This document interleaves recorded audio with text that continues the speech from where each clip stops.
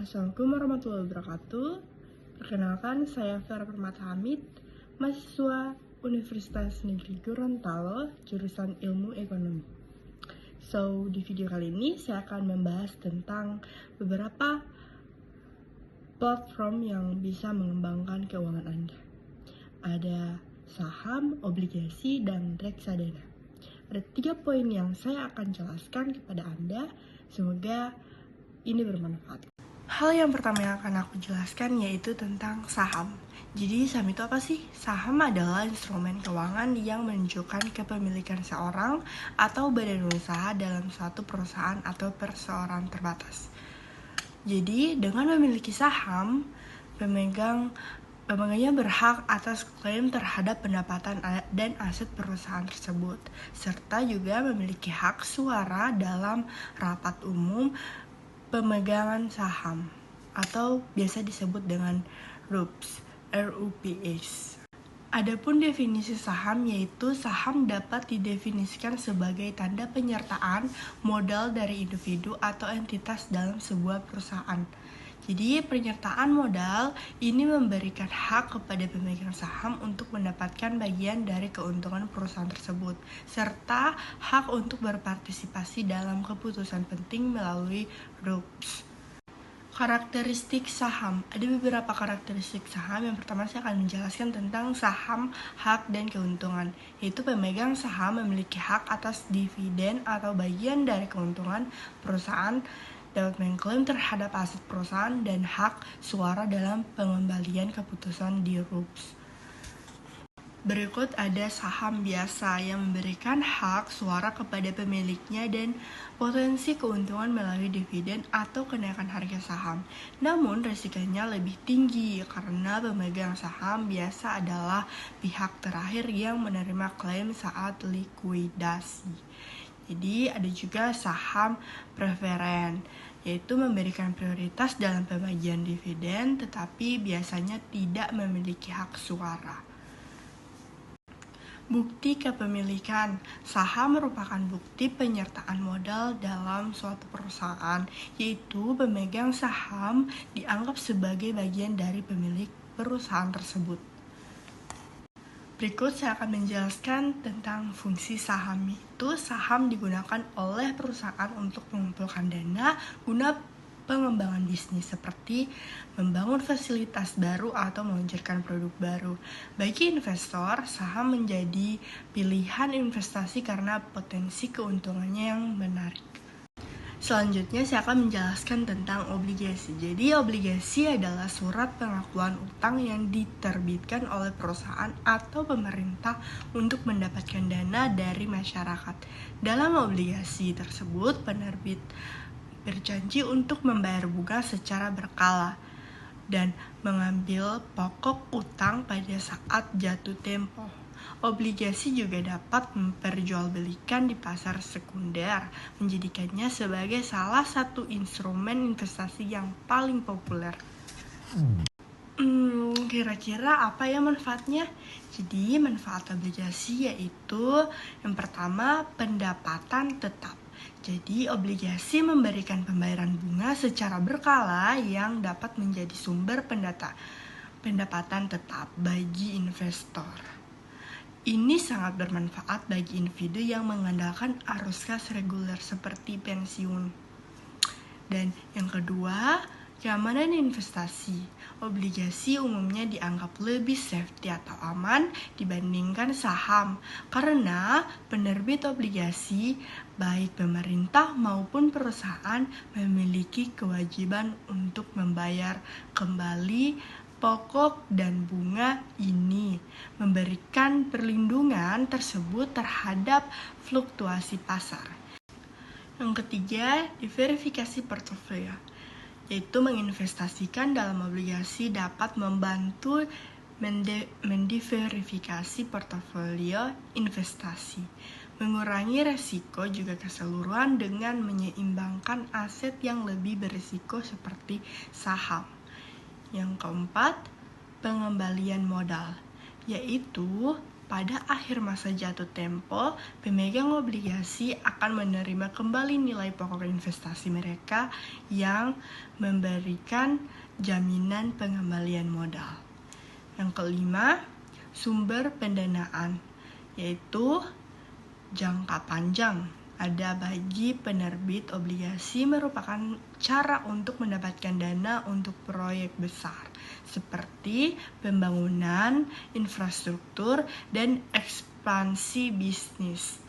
Yang keenam atau yang terakhir dapat dijadikan jaminan. Jadi obligasi juga bisa digunakan sebagai jaminan untuk pinjaman bank atau untuk membeli saham di bursa efek, sehingga meningkatkan fleksibilitas finansial bagi pemegangnya. Berikut saya akan menjelaskan karakteristik dari obligasi. Jadi, yang pertama, periode jatuh tempo.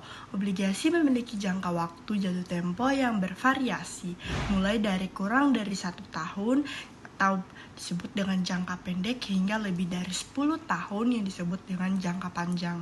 Jangka waktu ini mempengaruhi risiko dan imbal hasil yang diharapkan. Yang kedua, kontrak. Setiap obligasi diterbitkan berdasarkan kontrak atau perjanjian yang mengatur hak dan kewajiban antara penerbit dan pemegang obligasi. Kontrak ini mencakup syarat-syarat seperti tingkat bunga dan metode pembayaran. Dan yang ketiga yaitu nilai utang pokok, atau ini adalah jumlah uang yang dipinjam oleh penerbit obligasi dan harus dibayarkan kembali kepada pemegang obligasi. Pada saat jatuh tempo, nilai nominal ini biasanya dimulai dari 1 juta atau kelipatannya.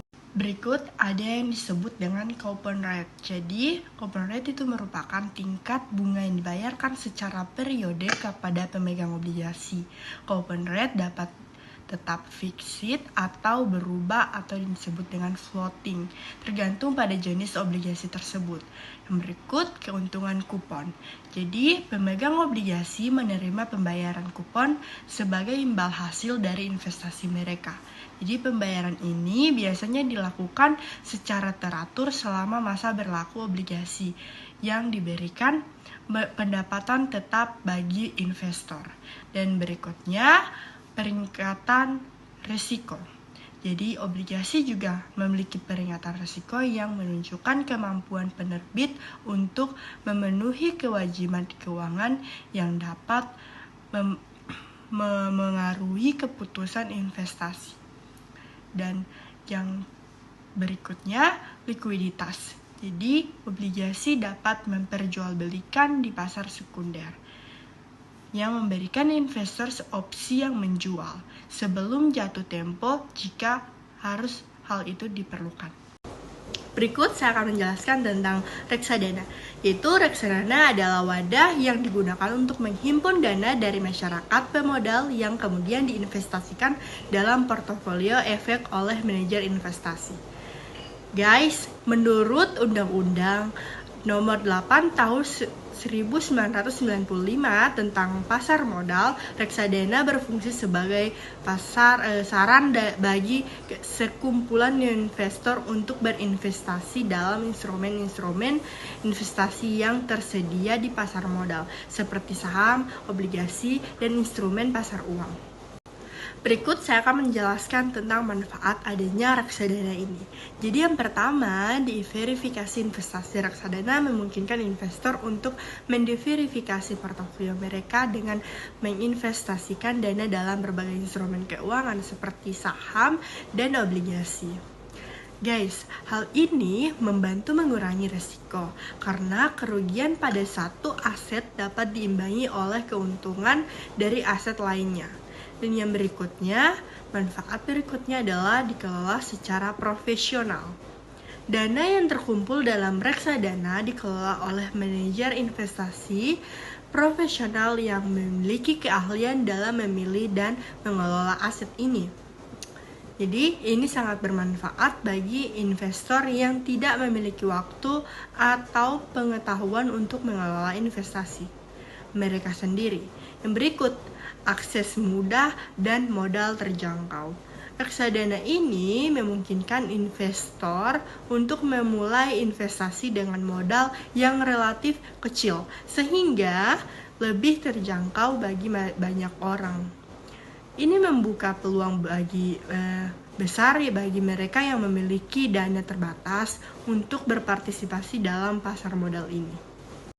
Berikut adanya likuiditas tinggi. Reksadana menawarkan likuiditas tinggi yang berarti investor dapat mudah mencairkan investasinya sesuai kebutuhan tanpa harus menunggu lama. Dan yang berikut, transparansi pengelolaan. Pengelolaan dana reksadana dilakukan secara transparan, di mana investor dapat memantau kinerja dan perkembangan portofolio mereka melalui laporan berkala. Berikutnya ada juga yang biaya rendah. Biaya transaksi dalam reksadana cenderung lebih rendah dibandingkan dengan investasi langsung di pasar saham. Karena apa? Karena pengumpulan dana dari banyak investor memungkinkan pengurangan biaya yang unik.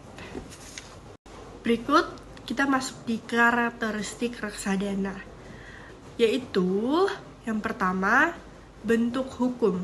Reksadana dapat berbentuk perseorangan terbatas atau disebut dengan PT atau kontrak investasi kolektif yang disebut dengan KIK.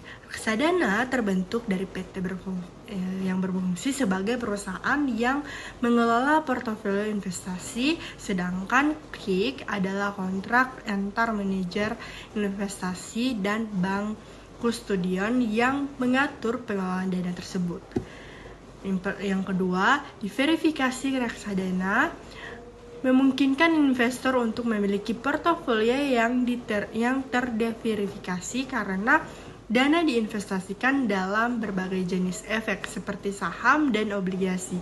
Ini membantu mengurangi risiko investasi loh guys.